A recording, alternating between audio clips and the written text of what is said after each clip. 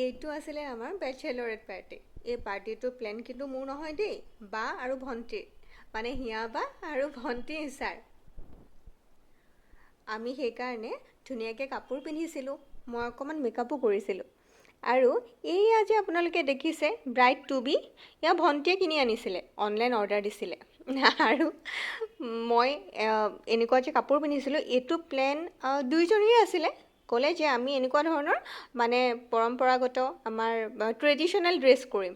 গতিকে ময়ো পিন্ধি ল'লোঁ ট্ৰেডিশ্যনেল ড্ৰেছ, মানে অকণমান ট্ৰেডিশ্যনেল আৰু ৱেষ্টাৰ্ণৰ এটা সংমিশ্ৰণ কৰিব বিচাৰিছিলোঁ।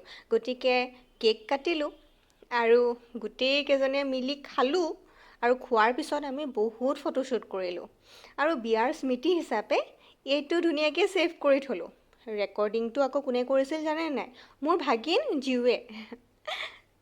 গতিকে সেইদিনা সুখবিলাকৰ মাজতে অকণমান দুখো আছিলে, কাৰণ মোৰ বিয়াৰ দিন ওচৰ চাপিছিলে।